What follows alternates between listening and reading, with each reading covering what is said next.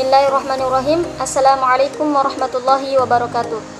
Perkenalkan, nama saya Ananda Syamri dengan NIM 2420203886108018. Saya adalah seorang mahasiswi pascasarjana jurusan Pendidikan Agama Islam Institut Agama Islam Negeri Parepare.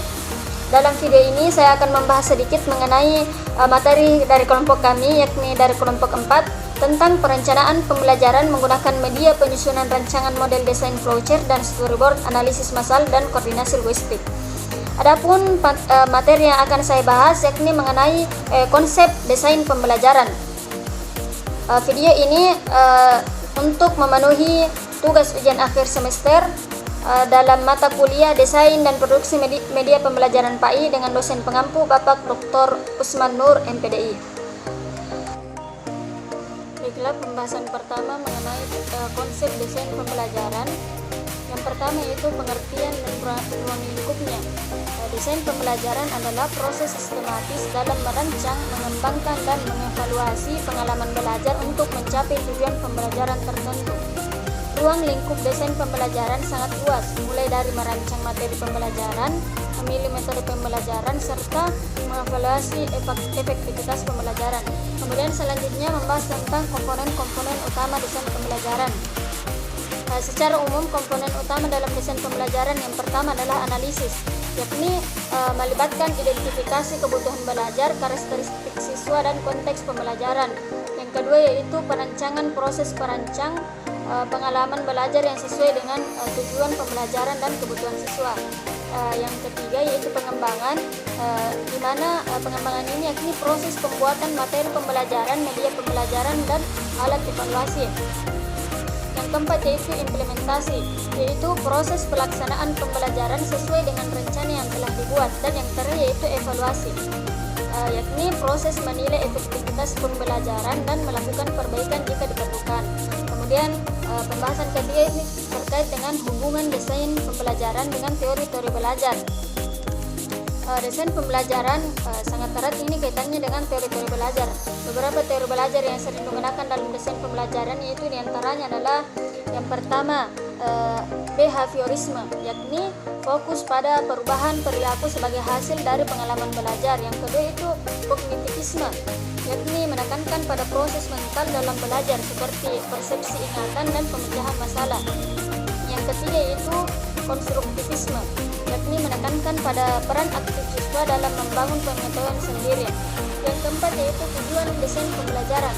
Tujuan utama desain pembelajaran adalah yang pertama adalah untuk meningkatkan efektivitas pembelajaran, yakni di mana efektivitas ini membantu siswa mencapai tujuan pembelajaran dengan lebih efektif dan efisien. Yang kedua yaitu mempermudah pemahaman. Desain ini menyajikan materi pembelajaran dengan cara yang mudah dipahami oleh siswa. Yang ketiga yaitu meningkatkan motivasi belajar, membuat pembelajaran menjadi lebih menarik dan relevan bagi siswa. Yang keempat yaitu mengembangkan keterampilan, yakni bagaimana membantu siswa mengembangkan berbagai keterampilan seperti berpikir kritis, komunikasi, dan kolaborasi. Yang kelima yaitu model-model desain pembelajaran. Ada banyak model-model desain pembelajaran yang dapat digunakan, namun beberapa yang paling populer diantaranya ini yang pertama adalah EDDI. Model ini merupakan salah satu model yang paling utama dan paling umum digunakan. Setiap tahap dalam model ini memiliki langkah-langkah yang jelas dan berstruktur. Yang kedua yang sering digunakan yaitu SUMR. Model ini fokus pada integrasi teknologi dalam pembelajaran. Model ini mengusulkan 4 level penggunaan teknologi, mulai dari substitusi hingga redefinisi tugas. Adapun yang menjadi perbandingan adalah antara model EDDI dan model SUMR ini. Yang pertama diantaranya yaitu fokus. Fokus model EDDI ini proses desain pembelajaran secara umum, sedangkan SUMR ini integrasi teknologi dalam pembelajaran. Pembedaan kedua yaitu tahapnya. Tahap metode EDDI ini yaitu analisis, desain, pengembangan, implementasi, dan evaluasi, sedangkan SUMR ini tahapnya itu substitusi, augmentasi, modifikasi, dan redefinisi. Kemudian di antara kelebihan dari EDDI ini yaitu terstruktur dan komprehensif, sedangkan kelebihan SUMR itu fleksibel dan mendorong inovasi. Kemudian kekurangannya yaitu EdD ini bisa terlalu kaku atau kurang menekankan pada kreativitas, dan sedangkan Summer ini terlalu fokus pada teknologi. Mungkin ini tidak cocok untuk semua situasi. Adapun penjelasan-penjelasan mengenai komponen dalam model EdD, yang pertama yakni dalam EdD itu ada analisis, bagaimana mengidentifikasi kebutuhan siswa, tujuan pembelajaran dan kendala yang mungkin dihadapi. Yang kedua yaitu desain, bagaimana merancang pengalaman belajar, memilih strategi pembelajaran dan mengembangkan materi pembelajaran. Yang ketiga yaitu pengembangan, yaitu bagaimana membuat materi pembelajaran serta media pembelajaran dan alat evaluasi. Dan yang keempat yaitu implementasi, bagaimana melaksanakan pembelajaran sesuai dengan rencana yang telah dibuat. Dan yang kelima yaitu evaluasi, yakni bagaimana menilai efektivitas pembelajaran dan melakukan perbaikan jika diperlukan. Mengambil kesimpulan sedikit dari penjelasan yang disampaikan oleh Bapak Dokter tadi, flowchart ini adalah peta konsep berpikir, sedangkan storyboard ini adalah gambar-gambar yang termuat arti-arti di dalamnya. Adapun flowchart ini berangkat dari dunia pendidikan, di mana flowchart ini memudahkan materi pembelajaran dengan membuat peta konsep, sedangkan storyboard itu berangkat dari dunia hiburan yang berisi tentang langkah-langkah dari setiap frame.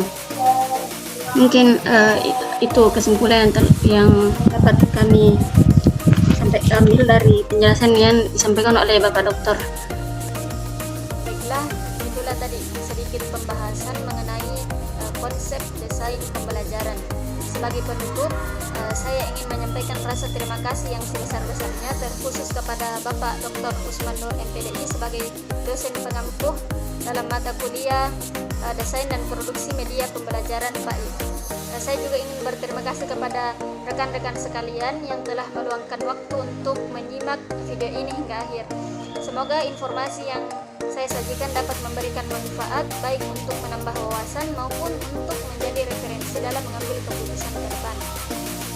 Saya sangat menyadari bahwa dalam video ini masih banyak hal yang perlu diperbaiki dalam penyampaiannya, dan saya akan terus belajar untuk menjadi lebih baik di masa mendatang. Sekali lagi terima kasih atas perhatian dan dukungannya. Sampai jumpa di kesempatan berikutnya, dan akhirul kalam, wassalamualaikum warahmatullahi wabarakatuh.